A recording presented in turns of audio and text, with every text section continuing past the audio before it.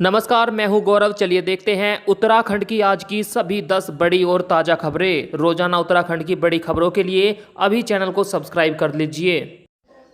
कांग्रेस को लेकर मुख्यमंत्री पुष्कर सिंह धामी ने कहा, देश का विकास रोकने का प्रयास करती है कांग्रेस।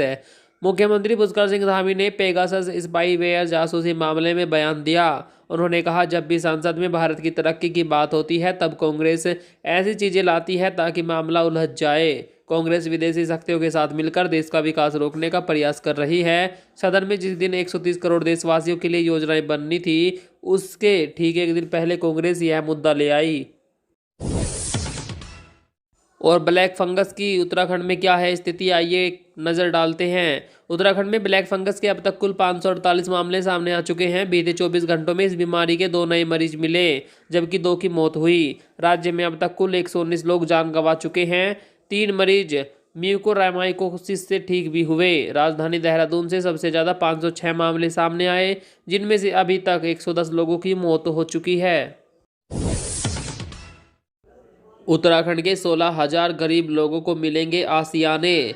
केंद्र सरकार ने प्रधानमंत्री आवास योजना के तहत ग्रामीण क्षेत्रों के लिए 16,472 आवास स्वीकृत किए हैं। ग्राम विकास मंत्री स्वामी यतीश्वरानंद 26 जुलाई को इसका आयोजन करेंगे और इस योजना के लाभार्थियों को धनराशि के चेक वितरित कर सकते हैं। इस योजना के तहत प्रथम चरण में उत्तराखंड के ग्रामीण क्षेत्रों के लिए वर्ष 2019-20 तक 12,662 आवास मंजूर किए गए थे। आप में से किस किस को आवास मिला और किसको मिलना चाहिए, कमेंट में बताएं। उत्तराखंड में बीते 24 घंटों के दौरान क्या है कोरोना की स्थिति, आइए डालते हैं नजर। उत्तराखंड में कोरोना संक्रमण के 50 नए मामले सामने आए, वहीं 33 मरीज ठीक हुए। राज्य में इस समय एक्टिव केस 620 रह गए हैं।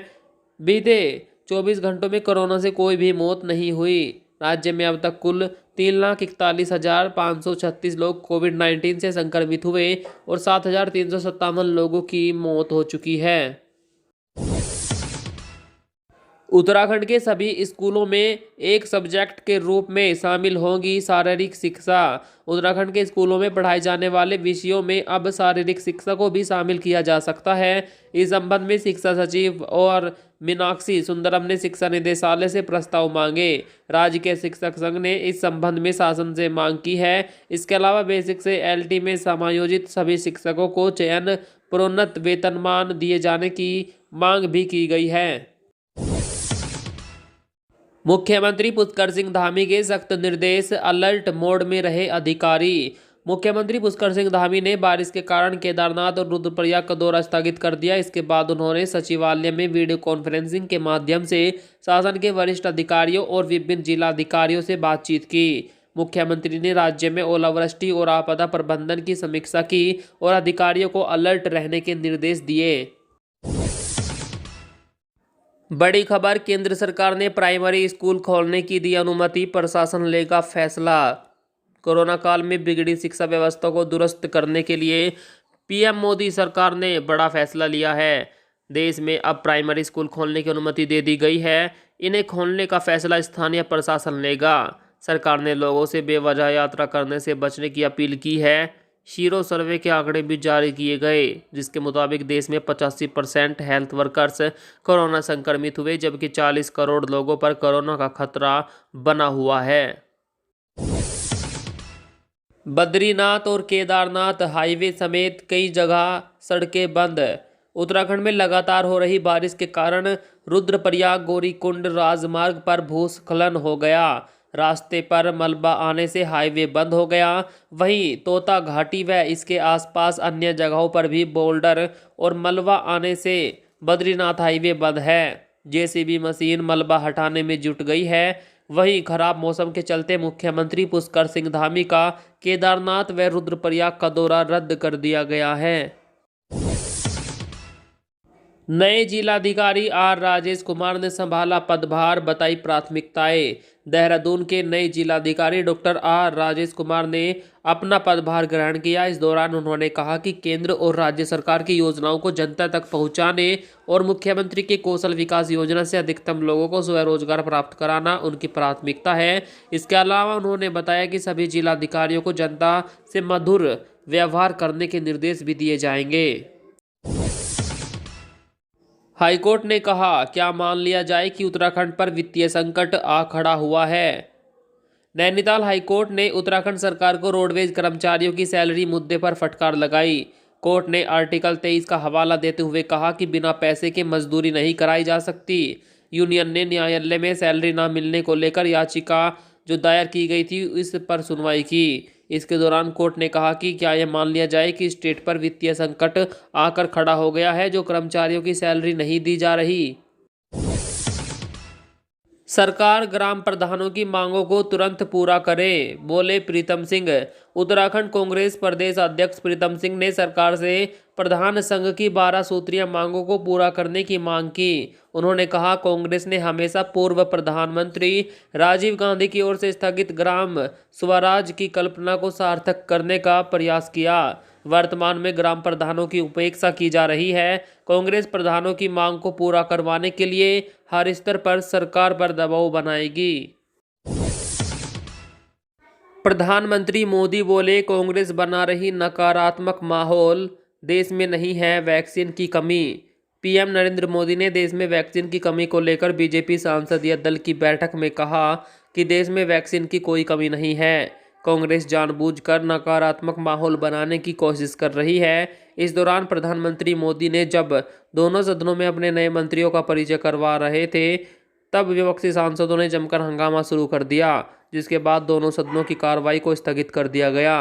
तो दोस्तों, प्रधानमंत्री मोदी ने कहा कि देश में कोरोना वैक्सीन की कोई कमी नहीं है, जबकि दिल्ली में कोरोना वैक्सीन सेंटर बंद किए जा रहे हैं वैक्सीन की कमी के चलते।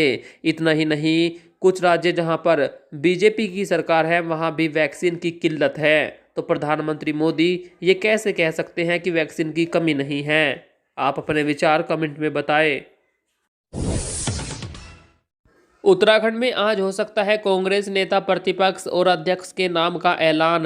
प्रदेश में कांग्रेस नेता प्रतिपक्ष पद को लेकर लंबे समय से चली आ रही खींचतान आज खत्म हो सकती है। कांग्रेस हाईकमान उत्तराखंड के नेता प्रतिपक्ष और अध्यक्ष के नाम का ऐलान कर सकती है। वहीं यह भी कहा जा रहा है कि पंजाब की तर्ज पर उत्तराखंड में 2 कार्यवाहक अध्यक्ष बनाए जा सकते हैं, जिसमें एक कुमाऊं मंडल और एक गढ़वाल के लिए होगा। एम्स के चीफ डॉक्टर रणदीप गुलेरिया ने कहा, समय आ गया है फिर से स्कूल खुले। एम्स के निदेशक डॉक्टर रणदीप गुलेरिया ने देश में दोबारा स्कूल खोलने की बात कही है। एक टीवी चैनल के साथ बातचीत में उन्होंने कहा कि अब समय आ गया है जब हमें स्कूलों को फिर से खोलने पर सहमत हो जाना चाहिए। 5% से कम पॉजिटिविटी रेट वाली जगहों के लिए यह योजना बनाई जा सकती है। हालांकि उन्होंने यह भी कहा कि अगर संक्रमण फैलने के संकेत मिलते हैं तो स्कूलों को तुरंत बंद किया जा सकता है। बीजेपी वाले देश को बेच खाएंगे, किसानों को आगे आना होगा, बोले चढ़ूनी। गुरनाम सिंह चढ़ूनी के साथ किसानों का जत्था दिल्ली के सिंघू बॉर्डर के लिए रवाना हुआ। इस दौरान चढ़ूनी ने कहा कि संयुक्त किसान मोर्चा अगर उन्हें आगे भी सस्पेंड करना चाहे तो कर सकता है, लेकिन वो अपना फैसला नहीं बदलेंगे। उन्होंने कहा कि अगर अन्नदाता के हाथ में देश का राजपाट होगा तो देश बच जाएगा, नहीं तो बीजेपी वाले देश को बेच खाएंगे। इनकी गंदी राजनीति खत्म करने के लिए किसानों को आगे आना होगा। कनाडा ने भारत से आने वाली फ्लाइट्स पर 21 तारीख तक लगाई रोक। कोरोना महामारी को देखते हुए कनाडा सरकार ने भारत से आने वाली फ्लाइट्स पर 21 अगस्त तक रोक लगा दी है। बढ़ते मामलों को देखते हुए सरकार ने ये फैसला लिया है। सबसे पहले 22 अप्रैल को कनाडा सरकार ने भारत से आने वाली फ्लाइट पर प्रतिबंध लगाया था। कनाडा में कोरोना संक्रमित कई मरीजों में डेल्टा वेरिएंट पाया गया, जो भारत का माना जा रहा है।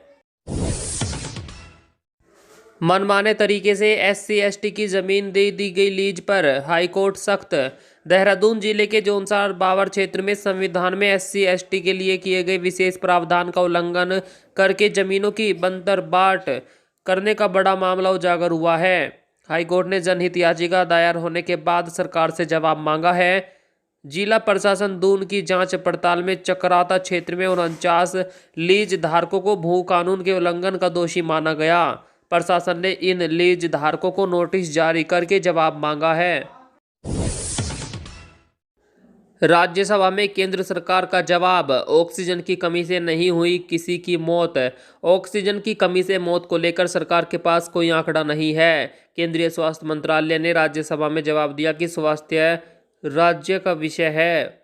किसी भी राज्य या केंद्र शासित प्रदेश में ऑक्सीजन की कमी से मौत होने का कोई आंकड़ा नहीं मिला है। स्वास्थ्य मंत्रालय लगातार कोरोना काल में हो रही मौतों को लेकर विस्तृत गाइडलाइन जारी कर रहा है।